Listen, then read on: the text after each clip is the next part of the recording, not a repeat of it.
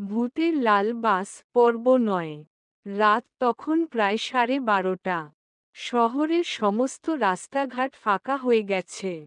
শুধুমাত্র স্টেশন রোডের পাশের ছোট চায়ের দোকানটা খোলা ছিল, যেখানে ২-৩ জন রিকশাওয়ালা চুপচাপ বসে চা খাচ্ছিল। হঠাৎ অন্ধকার রাস্তা চিরে আবার দেখা দিল সেই লাল বাস।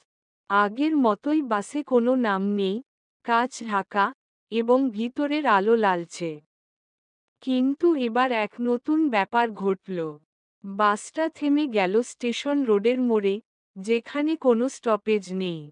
আশেপাশে কেউ না থাকলেও একজন যাত্রী নেমে এল বাস থেকে। লোকটা লম্বা, কালো কোট পরা, মুখ ঢাকা মুখোশে। সেই মুখোশটা ছিল অদ্ভুত, সাদা রঙের, চোখে গর্ত, আর ঠোঁটের জায়গায় কেবল এক জোড়া কাটা দাগ। লোকটা ধীর পায়ে চায়ের দোকানের দিকে এগিয়ে এল। চায়ের দোকানদার আতঙ্কে জিজ্ঞেস করল, বাবু, এত রাতে ওই বাসটা, আপনি কি এর চালক?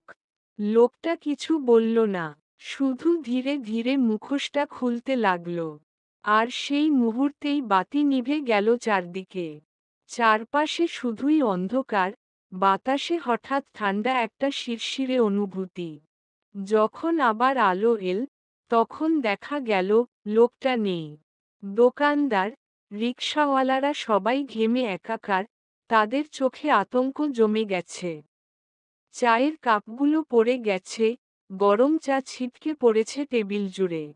পরদিন সকালে শহরের কাগজে খবর বেরোল, রহস্যময় লাল বাস আবার দেখা দিল। মুখোশধারী চালক নামল স্টেশন রোডে, তারপর নিখোঁজ। পুলিশ ঘটনাস্থলে এসে সিসিটিভি ফুটেজ চেক করল। কিন্তু অবাক করার মতো বিষয়, ফুটেজ সেই সময় কিছুই নেই। বাসও নেই, লোকও নেই, শুধু ফাঁকা রাস্তা। তবে দোকানদার এক জিনিস দেখাতে পারল, একটা সাদা মুখোশ, যা পড়ে ছিল চায়ের দোকানের টেবিলের নিচে। মুখোশের ভেতরে লেখা ছিল রক্তের মতো লাল কালি দিয়ে, বাসটা এখন তোমার পেছনে।